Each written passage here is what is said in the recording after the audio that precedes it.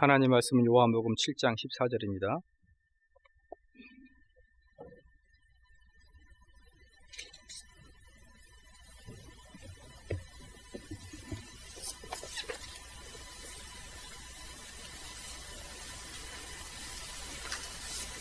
요한복음 7장 14절 말씀부터 18절 말씀까지입니다.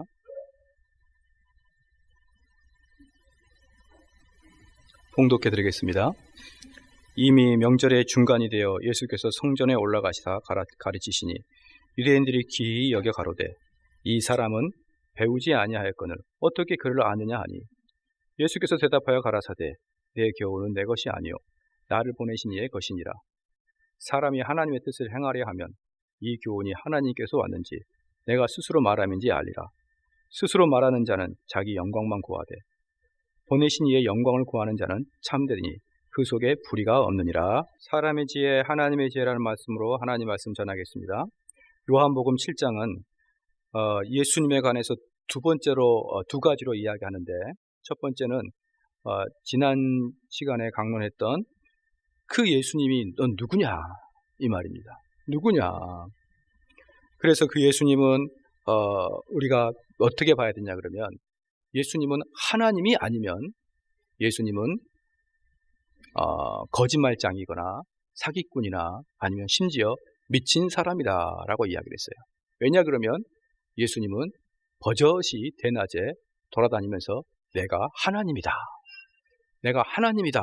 라고 다녔었기 때문에 예수님은 하나님이 아니면 사기꾼이다 또는 하나님이 아니면 미친 사람이다 라고 평가를 했습니다. 그런데 성경에서 예수님의 설교를 듣는 사람들의 반응이나 또는 교회 역사를 통해서 봤을 때 결코 예수님은 미친 사람이 되거나 그 다음에 사기꾼일 리가 없다라는 것이죠. 왜냐하면 그렇게 수많은 사람이 그 예수님 때문에 인생이 변화되는 것을 우리는 목격하고 있기 때문에 그렇습니다. 그러면 예수님은 명백히 하나님인데 우리는 그분이 지금도 살아서 여기에 계신다는 것을 우리는 알고 있어야 된다는 것입니다. 그러면 우리가 신앙생활 할 때 예수님이 하나님이므로 하나님 말씀에 내가 순종함으로 그 말씀대로 살고자 원하는 그런 사람이 있는가 하면 반대로 그냥 신앙생활, 교회 생활만 하는 사람이 있다 이 말입니다. 그런데 실질적으로 교회 생활만 하는 사람들은 참으로 어정쩡한 사람인 것입니다. 그는 예수님을 하나님으로 보지도 않고 또 나아가 예수님을 하나님으로 보지 않는다 그러면 우리는 당장 곧바로 예수님을 사기꾼으로 본다 이 말이에요. 그러므로 우리는 예수 그리스도가 하나님인 것을 우리가 알기 시작할 때는, 그것을 인지하기 시작할 때는 예수님의 말씀에 우리는 순종하는 사람이 돼야 되는 것입니다. 그런데 신앙생활 하면서 순종도 안 하고 말씀에 그 헌신도 없고 하나님 말씀을 알고자 하는 그런 마음도 없고 그냥 교회만 다니면서 예수님은 나의 구주다라고 고백하는 그런 허무맹랑한 사람들이 도처에 깔려 있다 이 말이에요. 그래서 C.S. 루이스가 말했다 그랬죠. 너희들은 예수님을 둘 중에 하나로 나와라. 예수님을 미친 사람으로 놓든지 예수님을 하나님으로 놓든지. 그럼 예수님을 미친 사람으로 놓은 사람은 예수를 떠나고, 왜? 미쳤습니까? 아니면은 도저히 나는 예수님을 미친 사람으로 둘 수는 없다. 하나님에 둔 사람들은 예수님 앞에 부복하고 자복하라 이 말이에요. 어정쩡하게 그분의 가르침의 도를 따라 이렇게 하면서 대충 살아가는 사람을 C.S. 루이스는 초반부터 아예 그런 자리를 만들어두지 않습니다. 어정쩡한 회색의 자리를 만들어두지 않고 흑과 백에 대해서 분명하게 선택하라고 이야기를 합니다. 그게 지난 시간에 강론했던 주 내용입니다. 그럼 오늘은 무엇을 이야기할까요? 그러면 네가 가르치는 게 진리냐 이 말입니다. 지금 바리새인들은 예수님에게 너가 가르치는 게 진리냐 이 말이에요. 그럴 때 재밌는 게 뭐냐 그러면 14절에 이미 명절 중간에 되어 예수께서 성전에 올라가 가르치시니, 예수님께서 이제 가르치기 시작하자 사람들은 쑥덕쑥덕거리기 시작합니다. 유대인들이 기히 여겨 가로되 이 사람은 배우지 아니하였거늘 어떻게 그를 아느냐 하니 예수께서 대답하여 가라사대 내 교훈은 내 것이 아니요 나를 보내신 이의 것이니라. 랍비들은 어떻게 해서 가르칩니까? 우리 목사들도 똑같지만 랍비들도 똑같습니다. 무엇이냐? 그 전에 랍비들이 써놓은 책들을 보고 또 그걸 가르치고 또 그 책들을 응용해서 내 사상을 전개해 나가는 게 랍비들이고 목사들인 것이에요. 그래서 그 랍비들이 써놓은 책들을 모아놓은 게 바로 탈무드입니다. 그런데 이 랍비들이 하는 이야기가 뭐냐면, 젊은 청년 예수, 당신은 랍비 학교에서 배운 것도 없고 신학교에서 배운 것도 없는데, 그런데 그 가르치는 게 참으로 회개망측한데 네 가르치는 게 도대체 권위가 있는 거냐 이 말이에요. 그 출처가 어디냐 이렇게 묻는 것입니다. 그럴 때 예수님께서 하신 말씀이, 예수께서 대답하여 가라사대 내 교훈은 내 것이 아니요 나를 보내신 이의 것이라 라고 얘기한 것이에요. 여기서도 예수님께서 랍비랑 똑같이 얘기합니다. 내가 가르치는 것은 내가 가르치는 게 아니라 나를 보내신 이의 가르칩니다. 우리 목사님들도 내가 가르치는 것은 내가 가르치는 게 아니라 수많은 성경학자들이 해석해놓고 수많은 성경학자들이 그 주석을 달아놓은 것들을 내가 이렇게 설교 준비를 하면서 이렇게 요리를 해서 가르치는 것이지 내가 스스로 가르치는 게 아니다 이 말입니다. 랍비들도 그렇게 이야기했어요. 내가 가르치는 게 아니라 랍비들에 의해서 만들어진 전통을 가르치는 것이다 이 말입니다. 동일하게 예수님께서도 내가 나를 가르치는 게 아니라 나를 보내신 이의 가르침을 나는 가르친다라고 이야기하는 것입니다.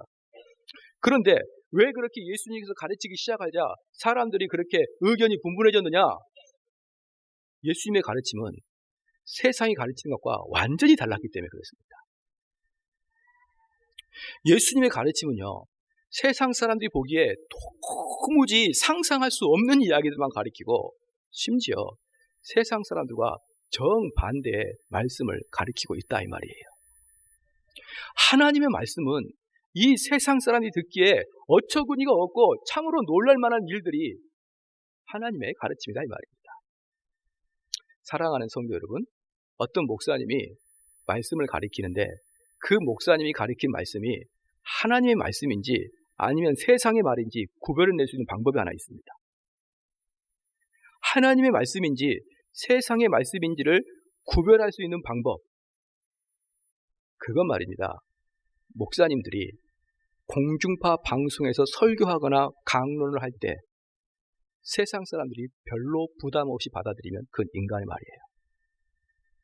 진정한 목사님들은 공중파 방송에서 자기를 강연해내지 못합니다. 네, 제가 인기가 없어서 못 나오는 것도 있지만 저를 만약에 초청을 해도 저는 당연히 나가죠. 저는 제 1강에서 잘립니다. 왜냐하면 세상의 가치관을 하나씩 다 깨부실 것이고, 그리고 사람들이 도저히 받아들일 수 없는, 상상할 수 없는 그런 이야기들을 해낼 거니까 그렇습니다. 그렇다고 해서 단순하게 막 기적을 이야기하고 이적을 이야기하니까 세상 사람들이 받아들일 수 없구나 라고 생각하는데 천만의 말씀 만만의 말씀입니다. 왜 세상 사람들이 받아들일 수 없느냐? 그 메시지 자체, 그 신학 자체, 그 철학 자체가 완전히 틀리기 때문에 그러는 거예요. 그래서 인간의 가르침과는 완전히 반대되는데 예수님께서 지금 말씀하는 게 뭐냐면 너희 인간이 가르치는 거하고 하나님께서 오는 것 사이에는 바다만큼이나 넓은 간격이 있다 이 말입니다. 너희들이 아무리 천재적인 머리로 너희들이 그렇게 좋은 글을 쓴다고 할지라도 아무리 노력해도 하나님의 가르침에는 절대로 근접할 수 없다는 것입니다. 사랑하는 성도 여러분, 그래서 모든 영적 일에는 계시가 필요한 거예요. 즉 내가 벽을 보고 30년을 돌을 닦는다고 하여 내 스스로 발생되는 그런 메시지들은 전부 다 인간적인 메시지인 것입니다.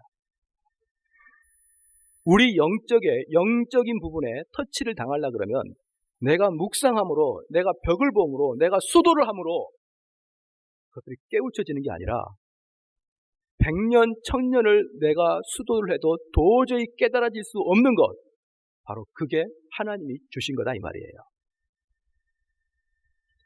그래서 어떤 천재적인 사람이 내놓은 이론일지라도, 내놓은 사상일지라도 우리는 먼저 의심부터 하고 봐야 됩니다. 어떤 사람들이 말할지라도 다 의심하면 되는 것이에요. 그런데 우리는 이상하게도 TV에서 어떤 서울대 의대 교수가 이야기하거나 무슨 어디 훌륭한 사람이 이야기하면 별로 의심 없이 받아들이는데 목사님 설교하면 의심부터 하려고 하는 이상한 성격이 있어요. 정말 의심 없이 받아들여야 될 것은 의심하고 정말 의심해야 될 것은, 명백하게 의심해야 될 것은 다 받아들이는 경우를 우리는 볼 수 있습니다. 사랑하는 성도 여러분, 영적인 문제가 터치를 당하려고 그러면 100% 계시에 의해서 조정이 돼야 됩니다. 계시는 어디에 있습니까? 하나님 말씀 성경에만 있습니다. 하나님 말씀 성경에는 누가 해석해 주는 것입니까? 목사님이 해석을 해주는 거예요. 그러므로 우리 성도들은 이 목사님의 해석의 말씀을 듣고 그 해석을 통해서 그리스도로 나가야 되는데 자꾸만 우리는 의심을 하고 있다 이 말입니다. 이사야서 55장 8절 말씀에 뭐라고 했습니까? 내 생각은 너희 생각과 다르며 내 길은 너희의 길과 다르다 했습니다. 그래서 세상 사람들은 주로 하나님을 어떻게 생각하느냐? 우리 그리스도인 중에서도 하나님을 세상적인 방법으로 어떻게 생각하느냐? J.B. 필립스라는 사람이 책을 썼는데 You are God too small이라는 책을 썼습니다. 너의 하나님은 너무 작다라는 책을 썼죠. 그 책에서 제목과 같이 하나님은 너무 작은 분입니다. 그래서 그가 뭐라고 썼냐면 경찰 같은 하나님, 부모의 유산 같은 하나님, 거대한 늙은 사람과 같은 하나님, 사장님과 같은 하나님, 이런 관점을 가지고 있다 이 말입니다. 경찰 같은 하나님은 어떤 것입니까? 우리가 잘못하고 있는지 잘하고 있는지 자꾸 살펴보고 있는 하나님이에요. 부모의 유산 같은 하나님은 어떤 부분입니까? 우리에게 좋은 것을 주려고 하는 하나님입니다. 거대한 늙은 하나님은 누구십니까? 할아버지를 생각하면 되는 거예요. 그냥 힘도 없고 능력도 없는데 인자하시기만 하는 것이죠. 그래서 손지가 떠들면 놔둬라 이렇게 하는 할아버지같이 이런 분, 사장 같은 하나님, 재물이 많은 하나님 이렇게 생각한다는 것이에요. 그래서 우리는 그런 하나님을 좋아하는 것이고 좀 더 전문적인 학문에서는 하나님을 어떤 이념이라고 생각하고 어떤 내 삶의 원동력이라고 생각하고 과학자들은 대폭발, 빅뱅 이론자의 창시자 정도 생각하는 게 일반 세상적인 사람이다 이 말입니다. 하나님을 경찰, 부모의 유산, 거대한 늙은 사람, 그 다음에 사장 같은 그런 하나님의 관점, 그리고 어떤 또 어떤 원동력, 어떤 빅뱅의 이론, 이런 것들에 전부 다 밑에 깔려있는 이론이 뭐냐? 하나님은 우리 삶에 간섭하지 않는다라는 거예요. 하나님께서는 지금도 내 삶 하나하나에 개입하지 않는다는 기본적인 전제 조건이 바로 이런 것입니다. 그래서 좋다. 하나님은 살아계신다. 하나님은 살아계시는데 어떤 하나님이냐? 이 세상을 창조하시고 그냥 우리한테 내맡겨버린 거예요. 그리고 우리가 이 땅 살아갈 때 우리 마음대로 살아갑니다. 하나님께서 무슨 말씀을 하시는지 하나님께서 나에게 원하시는 것에 관심이 있습니까? 그런 것에 관심이나 있느냐 이 말이에요.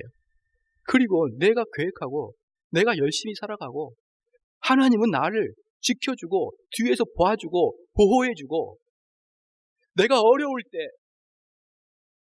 나한테 와라. 내가 쉴만한 물가다.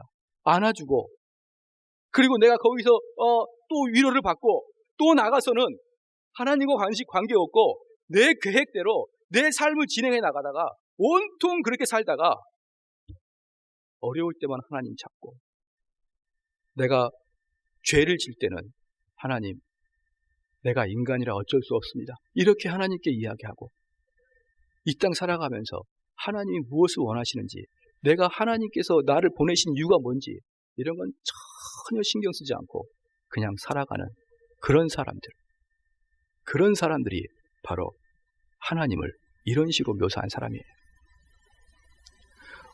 우리나라에는 불신자들은 하나님이란 개념도 없습니다. 불신자들은 하나님이라 그러면 알레르기부터 일어납니다. 그런데 여기에 J.B. 필립스가 이야기한 너의 하나님 너무 작다 이 이야기는 영국 사람이기 때문에 그 당시에 영국인을 대상으로 이야기한 것이지만 영국인은 거의 대부분 그리스도인 것이에요.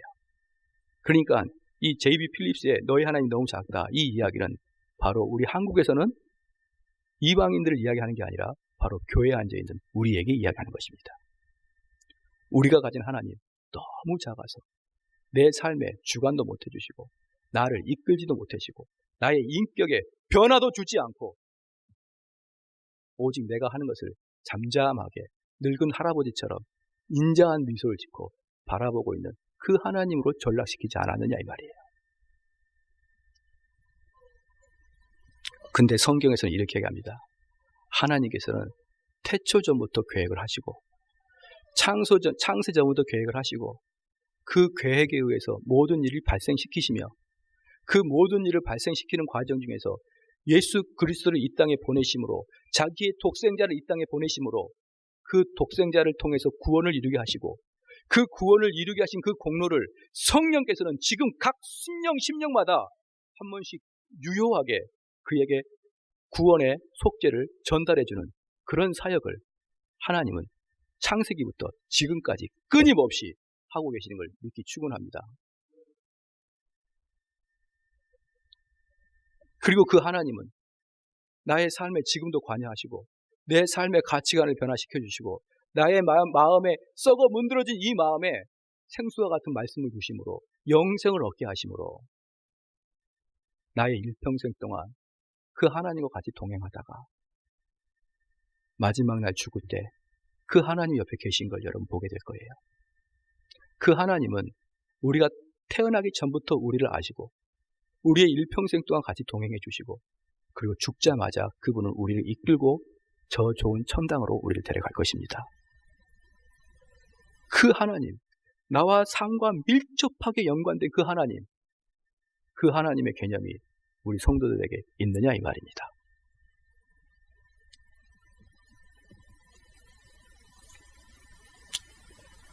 그리스도의 죽음에 대한 견해도 마찬가지입니다. 그리스도의 죽음 개념, 멜 깁슨의 십자가 영화가 있었죠. 멜 깁슨 영화. 근데 그 영화가 로마 가톨릭에서 만들었다고 우리는 이야기를 듣고 그 영화가 지나치게 인간적 중심으로 만들어졌다는 비평이 있습니다. 왜 그러느냐? 사랑하는 성도 여러분, 일반적인 세속적인 견해의 예수 십자가의 개념은 뭐냐? 십자가는 비극이다. 그리고 우리 예수 그리스도는 용감하게 그 고난의 길을 걸으셨고 심하게 고난을 받으시고 우리의 죄 때문에 그렇게 가셨다. 요 정도만 간단하게 사람들의 견해가 있습니다. 그래서 멜 깁슨의 그 십자가의 영화를 보면 거의 대부분 예수님께서 아주 잔인하게 고난을 당하는 것을 보여주고 있습니다. 물론 우리 교회에서도 그걸 2번이나 상영했죠. 왜냐 그러면 그 멜 깁슨의 영화를 보면 우리가 예수님이 우리의 죄를 위해서 얼마나 잔인하게 죽었는지를 봐야 될 필요도 있기 때문에 그렇습니다. 그런데 이게 문제가 뭐냐? 이 영화의 문제가 뭐냐? 예수님께서 이 땅에 오신 이유는 그 십자가 지로 오셨다 이 말입니다. 그리고 그 십자가는 창세 전부터 계획됐다 이 말입니다. 그리고 그 십자가의 대속이 있어야지만 바로 저와 여러분이 구원받는다 이 말이에요. 그렇기 때문에 그 십자가를 바라보는 눈을 예수 그리스도가 상하고 찢기는 것만 바라보는 게 아니라 그 십자가를 보면서 무엇을 바라봐야 됩니까? 예수님의 고통만 바라보는 게 아니에요. 거기서 하나님의 아픔도 봐야 됩니다. 여러분 혹시 자녀들 있죠? 자녀들을 위해 모든 사람을 위해서 자기 자녀를 죽일 수 있습니까? 자녀를 죽이겠습니까? 내가 죽겠습니까? 자녀를 죽이는 것은 내가 죽는 것보다 더 아픕니다. 그 십자가의 모습을 보면서 하나님 아버지의 마음을 아셔야 되는 것입니다. 죄를 얼마나 싫어했고 죄를 얼마나 혐오했는지 자기의 아들을 주면서 이 사람들의 죄를 용서해 주셨습니다. 그러므로 그 십자가는 하나님의 아픔을 같이 봐야 되는 것이고 또 하나 그 십자가를 보면서 무엇을 봐야 됩니까? 우리의 소망도 발견해야 되는 것입니다. 십자가를 보고 소망을 발견해야 되는 것입니다. 우리 인간으로부터 나온 이론은 아무짝에도 쓸모가 없는 것입니다. 왜 아무짝에도 쓸모가 없느냐? 그 말씀을 해드릴게요. 물론 이 땅 살아가는데 인간의 이론은 우리를 효과적으로 살아가고 우리를 지혜롭게 살아가게 할 수는 있습니다. 손자병법을 읽어보십시오. 내가 어떻게 살아야겠구나. 얼마나 많은 걸 느낄 수 있습니까? 삼국지를 읽어보십시오. 얼마나 많은 것을 느낄 수 있습니까? 배울 수 있습니까? 또는 여러 자기 개발서들을 읽어보십시오. 배울 거 많습니다. 그런데 왜 아무짝에도 쓸모가 없다고 이야기하느냐? 이 땅 살아갈 때는 쓸모가 있습니다. 근데 그 이론이 여러분이 침대에 누워 숨을 헐떡거릴 때, 죽어가고 있을 때 그 이론이 여러분에게 힘이 될 것 같습니까? 한번 생각을 해보십시오. 손자병법 1000번을 읽었습니다. 그런데 우리가 죽을 때 그 손자병법이 나에게 어떤 힘을 주겠느냐 이 말이에요. 삼국지 1000번을 읽었습니다. 그래서 지략이 뛰어난 자가 됐습니다. 근데 그 자가 죽을 때 그 삼국지가 힘을 줄 수 있느냐 이 말입니다. 자기 개발서를 읽습니다. 어떤 대기업 말단 직원으로 들어왔다가 CEO까지 올라가는 아주 대단한 성공자가 쓴 책이 있습니다. 근데 그 책이 나를 영혼으로 인도하냐 이 말이에요. 그런 차원에서 이 세상 사람들이 쓴 모든 책은 쓸모가 없다는 거예요. 오해하지 마십시오. 이 땅 살아가는데 쓸모가 없다는 게 아니에요. 여러분의 영혼에 아무런 가치가 없다는 것입니다. 우리에게 어떠한 희망도 주지 않습니다. 인간이 만드는 이론들은 어떤 사람이 오직 예수 그리스도가 전파하는 말씀 외에는 그 어떤 인간도 그가 아무리 천재랄지라도 그가 만드는 이론 가지고 우리는 인생이 바뀌어지지 않습니다. 그 이론 가지고 우리는 영원한 생명으로 들어갈 수 없습니다. 그 이론 가지고 낙담해 있던 이 심령이 소망을 가질 수 있는 건 아닙니다. 오직 하나님의 말씀만이 우리를 그렇게 만드는 것입니다. 어떤 로마 카톨릭 신자가 죽어가기 직전이었습니다. 근데 그 자는 직업이 뭡니까? 그 조각가였습니다. 그래서 그 사람은 젊었을 때 조각을 많이 했는데 이제 그가 나이 들어서 이제 죽을 것 같은 상황이 된 것이에요. 아직 죽지는 않았는데 그때 로마 가톨릭 신부가 달려왔습니다. 그러면서 그 사람에게 형제여, 당신이 이제 죽게 되었습니다. 그러니 모든 걸 버리고 오직 예수 그리스도의 십자가를 바라보십시오 라고 하면서 자기가 들고 있던 십자가를 높이 들었어요. 신부가 형제여, 이 십자가를 보세요. 당신을 보지 말고 이 십자가를 보세요. 이 십자가를 보세요. 계속 그러자 그 아픈 사람이 십자가를 딱 쳐다보더니 그거 제가 만든 건데요 이렇게 얘기했어요. 인간이 만든 것은 우리에게 아무 힘도 안 줍니다. 십자가도 마찬가지예요. 우리는 교회 다니면서 이런 얘기 많이 듣죠. 십자가를 바라보라. 예수 그리스도의 보혈의 피를 바라보라. 제가 물어볼게요. 어떻게 바라봅니까? 우리 교회는 공교롭게도 십자가도 없어요. 다른 교회는 강대상 앞에 십자가가 붙었는데 강대상도 십자가가 없어요. 어디를 바라볼 거예요 이제? 그럼 십자가 바라보려면 다 저기 나가서 종탑을 바라봐야 되는데 이 더운 날 어떻게 할 겁니까? 우리 교회에서는 십자가를 바라볼 수 없단 말입니까? 그리스도의 보혈의 피를 바라보라고 했는데 어떻게 바라볼까요? 포도주나 많이 드릴까요? 방법이 뭡니까? 십자가로 향해 가는 것, 어떻게 십자가로 갈 것입니까? 강단 앞으로 걸어 나올 거예요? 사랑하는 성도 여러분, 우리가 얼마나 머리가 비어있냐면요, 이런 거에 대해서 한 번도 의심을 갖지 못합니다. 주께 모든 걸 맡기라. 어떻게 맡길 겁니까? 제가 만약에 여러분에게 돈 1,000만 원 맡기면요, 1,000만 원 딱 주고 그 행위가 있습니다. 1,000만 원 주고 받았다는 영수증 딱 받고 맡겼다 이러고 딱 하는 거예요. 근데 하나님께 여러분의 고난과 어려움을 맡길 때 어떻게 맡길 것이냐 이 말입니다. 어디까지 내가 기도하고 어디까지 내가 열심히 노력해야 돼. 그 범위가 어디까지입니까? 이러한 모든 것들이 교회에서 하나하나 배워나가야 되는데 도무지 이런 걸 배워나가지 않으니까 교인들이 허황된 신앙만을 가지고 있는 거예요. 붕 떠있는 신앙만을 가지고 있는 거예요. 실제적인 삶에서 드러나는 그런 신앙이 아니라 그냥 이론적인 신앙만 가지고 있는 거예요. 예수님께 나아가고 예수님께 바라보자. 이 주제는 제가 기회가 되면 성경 공부를 한 2-3달 정도 하겠습니다. 그래서 설교에서 말하기는 너무 길어요. 그러면 많은 성도들은 그런 성경 공부했을 때 앞다투어 나와야 되는 것입니다. 무슨 성경 공부할 때 아브라함의 아들 이삭 그런 걸 외우면 뭐 하겠습니까? 그런 것들은 그렇게 큰 가치가 있는 게 아니에요.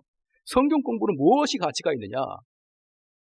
하나님께 나아가는 걸 어떻게 나아가는지, 내가 그리스도의 은혜를 받을 때 어떻게 받는 것인지, 그럼 그리스도에게 은혜를 받으면 어떤 결과가 나타나는지, 이게 핵심인 것입니다. 이러한 것들을 배우는 게 성경 공부예요. 그런데 이제부터 또 한 가지 더 질문을 하겠습니다. 여기 있는 사람도 마찬가지예요. 저도 마찬가지였으니까요.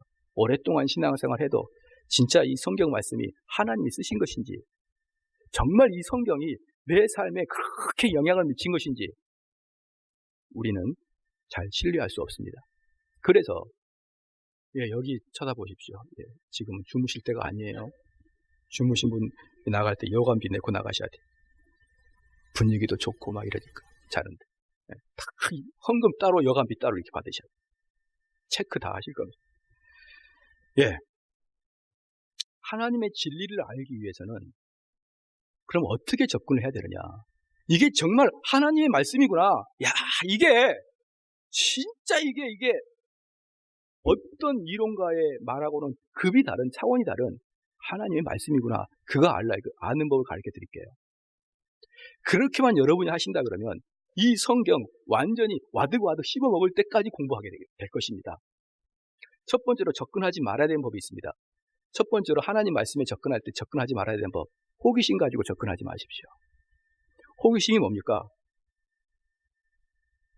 복음을 듣지 않는 조선시대 사람, 즉 세종대왕 이순신 장군 천국 갑니까 안 갑니까? 이런 호기심. 왜 우리에게 죄를 짓도록 하나님이 만드셨습니까? 호기심. 하나님께서 모든 것을 미리 아신다면 왜 아담과 하와가 하와 앞에 선악과를 두셨을까요? 하나님께서 모든 것을 아신다면 인간이 죄를 지을 것을 다 아셨을 텐데 왜 죄를 짓게 미연에 막지 않으시고 그대로 놔두실까요? 이거 호기심 정말 강한 사람 이겁니다. 하나님께서 택한 사람만 구원하신다 그러는데 택하지 않은 사람은 아직까지 자는 사람도 있어요. 계속 자요. 택하지 않는 사람들은 자기가 아무리 천국 가고 싶어도 천국 들어갈 수 없겠네요. 이 호기심 다들 한 번씩 가져봤죠? 이런 호기심을 접근한 사람들은 결코 여기 성경에서 답을 찾아낼 수 없습니다. 그리고 이 성경이 여러분에게 아무런 영향을 끼치지 못해요. 이런 질문 자체를 갖고 있는 분들요, 그것은 전적인 호기심의 발동이고 좀 더 잔인하게 얘기해서 전도사나 목사를 골탕 먹이려고 하는 질문이에요.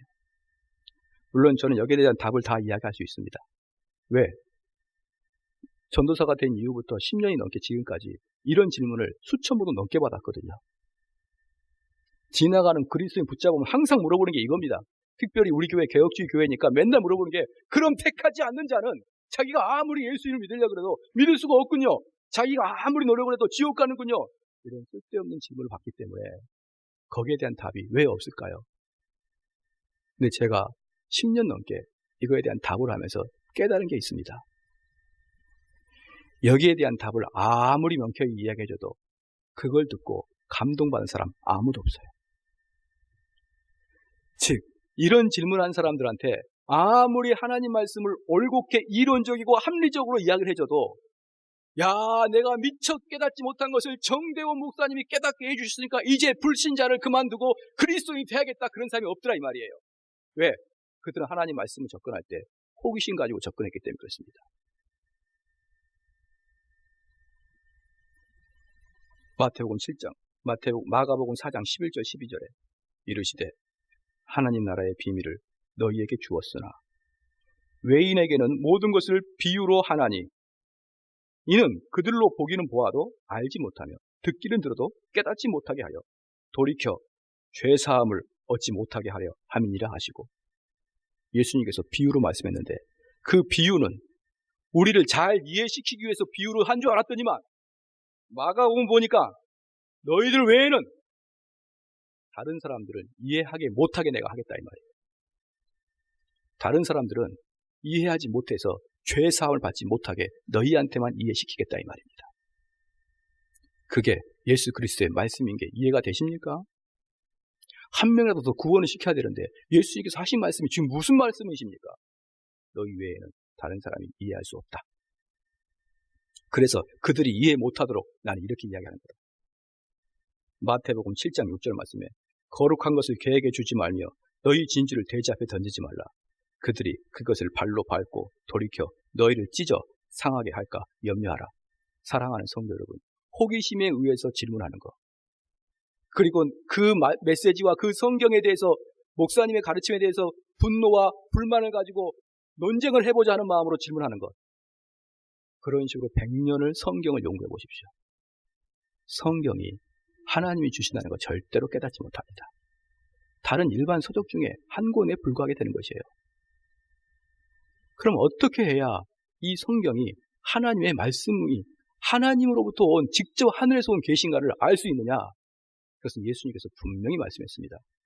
17절 읽겠습니다. 시작. 사람이 하나님의 뜻을 행하려 하면 이 교훈이 하나님께서 왔는지 내가 스스로 말하는지 알리라. 이 성경 말씀이 하늘로부터 직접 온 진리라고 알기 위해서는 먼저 이 말씀을 믿고 순종하겠다고 마음 먹는 사람에게, 이 말씀이 하나님으로부터 왔다는 것을 믿고 순종하겠다고 믿는 사람에게는 하나님께서 그에게 진리를 보여준다고 했어요.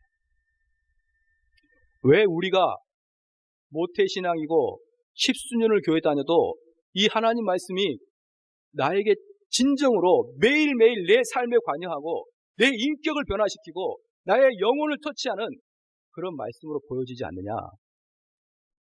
이 말씀에 우리가 순복하려고 마음을 먹고 있지 않기 때문에 그런 거예요. 그래서 성경은 대단히 어렵습니다. 왜 어렵냐 그러면 다른 책들은 다 이론적으로 정확하게 정밀하게 우리를 더 이상 반박하지 못하도록 이론적으로 딱딱딱 이야기합니다. 그런 다음에 봤지?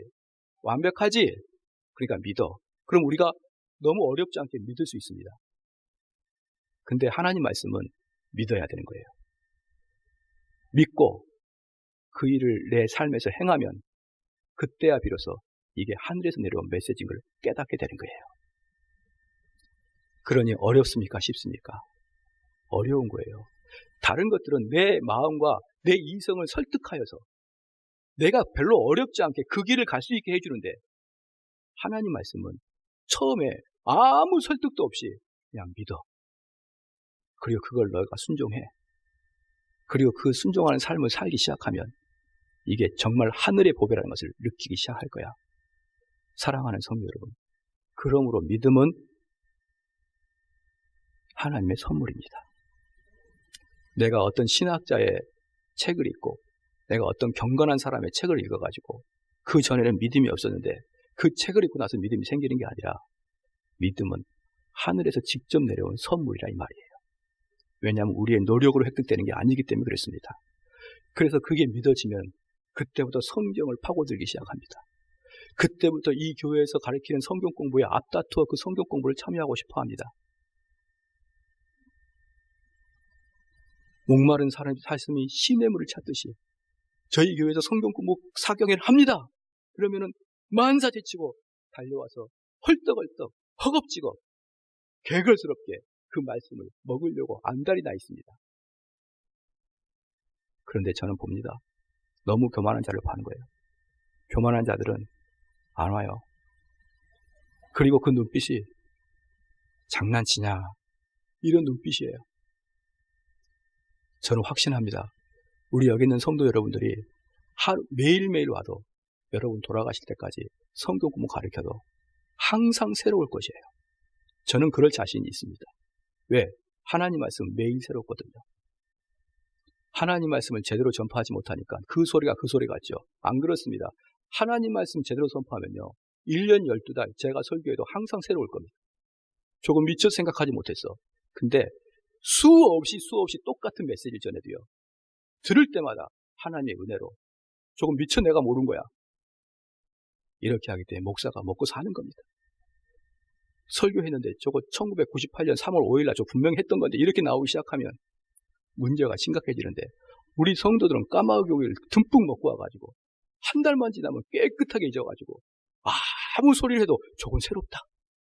내가 미처 깨닫지 못한 거다. 그게 성경입니다. 할렐루야. 그래서 그걸 개걸스럽게 받아 먹다가 어느 날 그렇구나. 이 성경이야말로 인간이 쓴 게 아니구나. 이건 도저히 인간의 가치관으로 쓸 수 없는 것이구나 라는 것을 느낄 수가 있는 것입니다. 여러분, 난 아직도 성경을 믿을 수가 없어. 성경대로 살다가 내가 굶어 죽을 것만 같아. 내가 얼마나 원수를 사랑한다니 말이 되겠어. 왜 그런지 아십니까? 다시 말씀드릴게요. 내가 하나님 말씀에 순복하려고 하는 마음이 없기 때문에 그러는 거예요. 우리가 하나님 말씀에 순복만 한다 그러면 우리는 그때부터 하나님께서 하늘 보화를 창문을 여시고 하늘문을 여시고 하늘의 보화를 계속 주시는 거예요. 여러분에게. 그럼 하늘의 보화가 떨어질 때 위에서 만약에 금이 떨어진다고 생각해 봅시다. 금이 하늘에서 막 떨어지기 시작하면 여러분 다 마저 죽어요. 금에 마저 죽습니다. 그렇기 때문에 하늘에서 금이 떨어지는 게 아니라 영생의 말씀이 여러분 심령 속에 꽂히기 시작하는 거예요. 잠언에 보니까 뭐라고 합니까? 은금보다 중요한 게 하나님의 지혜라고 했습니다. 영혼에 아무런 살을 찌우지도 않고 겨우 지적인 만족만을 주며 죽음 앞에서 아무짝에도 쓸모없는 이론을 붙들고 있는 사람이요, 죽음의 공포에 허덕이다가 결국 완전히 흑암으로 끌려갈 운명에 처해 있으면서도 여전히 세상의 이론에 만족하는 사람들이요, 지금 돌이켜 주 앞에 오십시오. 그리고 그에게 무릎을 꿇으시고 그를 신뢰하고 그의 말씀에 순종하겠노라 다짐하기를 바랍니다. 이사야서 55장 1절부터 3절까지 보니까 오라 너희 모든 목마른 자들아 물로 나오라, 물로 나오라. 돈 없는 자도 오라. 너희는 와서 사 먹되 돈 없이 값 없이 와서 포도주와 젖을 사라. 너희가 어찌하여 양식이 아닌 것을 위하여 은을 달아주며, 보십시오. 여기서 양식을 아닌 것을 위하여 은을 달아준다. 이게 뭐냐 그러면 그걸 해서 밥이 나오냐 그런 뜻이 아닙니다. 어떤 사람은 그런다 그러죠. 야, 교회 가면 밥이 나오냐 뭐가 나오냐. 근데 사실 교회 가면 밥은 나와요, 점심 때. 근데 그걸 아직 교회에 안 나인 사람 몰라서 막 그러는데 사실 밥은 나오는데, 교회에 다니면 밥이 나오냐? 그럼 밥은 나온다고 분명하게 진실을 이야기해 줘야 됩니다. 그런데 여기서 보면은 너희가 어찌하여 양식이 아닌 것을 위하여 은을 달아주며, 이게 무슨 뜻이냐? 영혼의 양식이 아닌 것에 왜 그렇게 헌신하냐 이 말이에요. 영혼의 안식이 아닌 것에 영혼을 부하게 해주고 영혼을 살찌게 해주지 않는 그 허황된 세상적 가치관에 왜 너 인생을 다 투자하느냐 이 말입니다. 그 말이에요. 너희가 어찌하여 양식이 아닌 것을 위하여 은을 달아주며 배부르게 하지 못한 것을 위하여 수고하느냐. 여러분, 인생 살아갈 때 얼마나 갈증이 생깁니까? 내 집안을 보십시오. 집안이 돌아가는 꼴을 보십시오. 내 사업을 보십시오. 내 인생을 보십시오. 얼마나 인생이 망가지고 우리가 뜻대로 내 인생이 가고 있습니까? 우리가 고등학교 때 생각했던 그 이상적인 파라다이스 생각하고 있습니까? 결혼하기 전에 이 여자랑 결혼하게 되면 얼마나 아름다운 결혼 생활을 할까, 그 생각 아직도 가지고 있습니까? 근데 그러한 사람을 사신 분이 몇 분이나 되느냐 이 말이에요. 몇 분이나 되느냐 이 말입니다. 그래서 여기서 나오는 것입니다. 배부르게 하지 못할 것을 위하여 수고하느냐. 즉 너희가 그렇게 노력해도 너희 정서와 너희 감정과 너희 영혼에 아무런 만족함이 없지 않느냐 이 말입니다.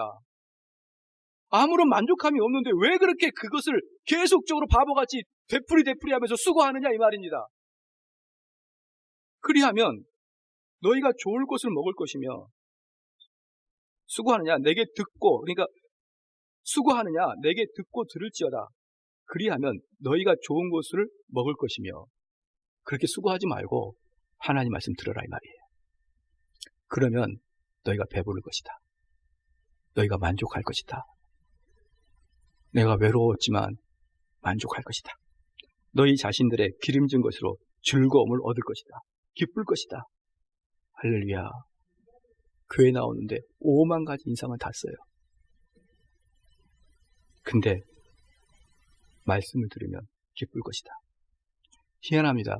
저는 설교하면서 거의 보면 우리 성도들 칭찬을 거의 안 해줘요. 그리고 별로 칭찬도 안 하고 싶고. 이 설교는 사실 여러분에게 하는 게 아닙니다. 제 자신에게 하는 거예요. 제 자신에게 설교할 때 가장 효과적인 것입니다. 저는 제 자신에게 전혀 칭찬하지 않습니다. 그럼에도 불구하고 하나님 말씀 듣고 나면 힘이 생겨요. 칭찬을 안 해줬는데 계속 어찌 보면 여러분 주일날 아침에 시간 내서 여기 앉아있는데 왜 이렇게 못하냐, 왜 이렇게 순종 못하냐, 너희들 왜 그렇게 목이 곧냐 계속 공격을 당하다가 돌아서면 왠지 힘이 나. 약간 이상해요. 그런데 여기서도 마찬가지입니다. 그리하면 좋은 것을 먹을 것이며 너희 자신들이 기름진 것으로 즐거워할 것이다. 너희는 귀를 기울이고 내게로 나와 들으라. 그리하면 너희 영혼이 살리라. 내가 너희를 위하여 영원한 언약을 맺으리니 곧 다윗에게 허락하신 확실한 은혜다. 지금까지 인생 살아왔죠. 그럼 인생이 살면서 허탄하고 인생을 살면서 여전히 배고프고 갈증이 생기죠. 이제 그러면 이사야에서 보니까 그거 스톱해라. 스톱하고 이제 하나님 말씀 나와라. 하나님 앞에 나와서 그 말씀을 들어라. 그 말씀을 청룡하라. 그럼 너희가 기름지게 될 것이다. 너희가 기쁨이 있을 것이다. 그리고 맨 마지막에 다윗에게 허락한 확실한 은혜를 주겠다 이 말이에요. 할렐루야. 오직 영혼을 소생시키는 것은 하나님 앞에 나와서 부복하는 것입니다. 그 말씀을 청종하는 것이고 호기심으로 자기 논리와 자기의 예리함을 자랑하기 위해서 목사 앞에 나오는 게 아닙니다. 몇 프로치도 안 되는 사상으로 영원한 말씀을 평가하려고 하지 마십시오. 그래서 영혼의 평안함이 뭔지를 알아야 되는 것입니다. 우리 성도들은 실수하고 있는 게 뭐냐면 감정의 평안함과 영혼의 평안함을 잘 우리는 못 구별합니다. 그래서 많이 배우고 많이 벌고 어느 정도 여유 있는 삶을 살고 감정적으로 평안하고 그 영혼이 평안함이라고 생각하는 게 되게 돼 있습니다. 여러분은 이렇게 이야기하는 것이에요. 영적인 것과 감정을 구별하지 못하고 막 내가 지금 삶이 좀 평안하면은 내 삶이 평안한 것 같고 내 삶이 좀 어려우면 내 영혼이 고난받은 것 같은데 그렇지 않습니다. 내 삶과 내 환경과 내 배움과 내 가진 것과 내 사회적 이치와 관계없이 하나님이 주신 평안함은 따로 있는 것이에요. 이것을 우리 성도들이 알아야 되는 것입니다. 누가복음 12장 18절 말씀에 또 이르되 내가 이렇게 하리라. 내 곡간을 헐고 더 크게 짓고 내 모든 곡식과 물건을 거기에 쌓아두리라. 또 내가 영혼에게 이르되 영혼아 열애에 쓸 물건을 많이 쌓아두었으니 평안히 쉬고 먹고 마시고 즐거워하라 하리라 하되 이 사람이 지금 어떤 사람이냐 그러면요. 열심히 땀을 흘려가지고 봄에 씨를 뿌리고 열심히 땀을 흘려가지고 큰 풍년을 이뤘습니다. 땅은 거짓말하지 않는다고 하지 않습니까? 그 땀의 그 열매로 곡식이 풍성하게 열매를 맺었습니다. 그래서 그가 추수를 했어요. 하나님의 은혜로 태풍도 불지 않고 풍년을 맞이했습니다. 그럼 어떻게 될까요? 그걸 쌓아둘까요? 그걸 밖에다가 쌓아둬야 됩니까? 안 됩니다. 당연히 창고를 확장시켜야 되겠죠. 그래서 창고를 확장시켰습니다. 자, 이 사람이 뭐가 그렇게 잘못했기 때문에 성경에 그 사람은 잘못한 사람으로 평가할까요? 뭐가 잘못했습니까? 자기가 열심히 해서 번 거 아닙니까? 이 사람이 사기를 친 것도 아니고 남의 집 가가지고 쌀을 가져온 것도 아닙니다. 열심히 해서 1년의 소출을 쌓아둘 곳이 없어서 창고를 개조할 뿐입니다. 근데 이 사람의 잘못은 뭐냐 그러면 그러한 일들이 그러한 만족이 영혼의 만족인 것으로 착각하고 있었다 이 말이에요. 요즘에도 그렇죠. 자기 스스로 노력하고 자기의 보화, 돈, 명예, 전문 기술 같은 거를 확장시킵니다. 그럼 감정적으로 매우 만족해요. 집안도 평안합니다. 내가 젊었을 때 여러 해 고생했으니 지금 내가 누리는 평안함은 당연한 것이다. 그리고 머리에는 이소 우화가 가득 차 있어요. 배짱이와 개미 이야기를 아시죠? 남들이 쉴 때 나는 열심히 노력해가지고 노후를 이렇게 대비했기 때문에 내가 지금 맞이하는 노후는 내가 젊었을 때 열심히 땀을 흘렸던 결과이다. 그러니까 내가 지금 누리는 평화는 합당하다. 아, 나의 영혼이 너무 즐겁구나. 아, 내가 복받았구나. 하나님의 복을 받은 자야.